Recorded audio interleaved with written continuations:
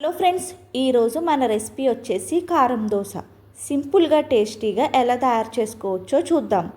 ఇప్పుడు ఒక గిన్నెలోకి 1 గ్లాస్ మినపగుళ్ళు, 2 గ్లాసులు బియ్యం, 1 టీ స్పూన్ మెంతులు వేసుకుని 2 to 3 టైమ్స్ వాష్ చేసుకుని పప్పు బియ్యం మునిగేలా వాటర్ వేసుకుని ఒక 6 అవర్స్ నానపెట్టుకోవాలి. 6 అవర్స్ నానపెట్టుకున్నాక ఇప్పుడు ఆ వాటర్ తీసేసి మరొక 2 సార్లు పప్పుని బియ్యాన్ని వాటర్తో క్లీన్ చేసుకుని ఇప్పుడు మిక్సీ జార్లోకి కొద్దిగా పప్పు బియ్యాన్ని యాడ్ చేసుకోవాలి.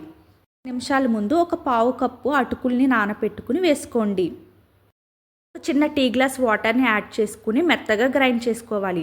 మనం గ్రైండ్ చేసుకునేటప్పుడు వాటర్ అవసరమైతే కొద్దిగా వాటర్ని యాడ్ చేసుకుంటూ మెత్తగా గ్రైండ్ చేసుకుని ఒక కంటైనర్లోకి వేసుకోండి. ఈ విధంగా మిగతా పప్పును కూడా మెత్తగా గ్రైండ్ చేసుకుని ఒక కంటైనర్లోకి వేసుకోవాలి.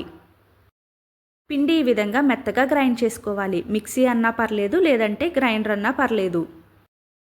ఇప్పుడు మొత్తం అంతా ఒకసారి బాగా కలుపుకుని మూత పెట్టి 6 అవర్స్ ఫర్మెంట్ చేసుకోవాలి. 6 అవర్స్ తర్వాత చూపిస్తున్నాను. పిండి అనేది ఈ విధంగా పొంగుతుంది.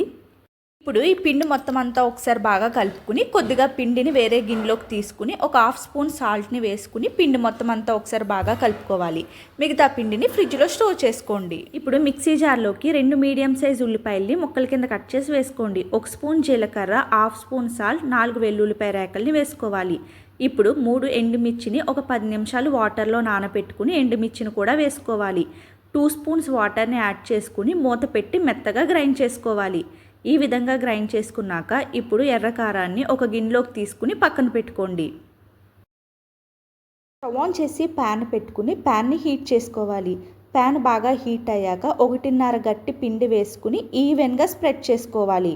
ఈ విధంగా దోశని పలచగా వేసుకున్నాక ఇప్పుడు ఒక 2 స్పూన్స్ ఎర్రకారం వేసుకుని దోశ పైన మొత్తం ఈవెన్గా స్ప్రెడ్ చేసుకోవాలి. చుట్టూ అంచులంట 1 స్పూన్ నెయ్యిని కానీ లేదంటే ఆయిల్ని కానీ వేసుకోవాలి. ఇక్కడ నేనైతే నెయ్యిని వేసుకుంటున్నాను, టేస్ట్ బాగుంటుంది. ఇప్పుడు మీడియం ఫ్లేమ్లో ఒక 2 నిమిషాలు దోశని ఎర్రగా కాల్చుకుని ఒక ప్లేట్లోకి తీసుకోండి. ఈ విధంగా మిగతా దోశని కూడా వేసుకోవాలి. ఈ విధంగా ఒకసారి ఎర్రకారం చేసుకుని దోశని వేసుకోండి.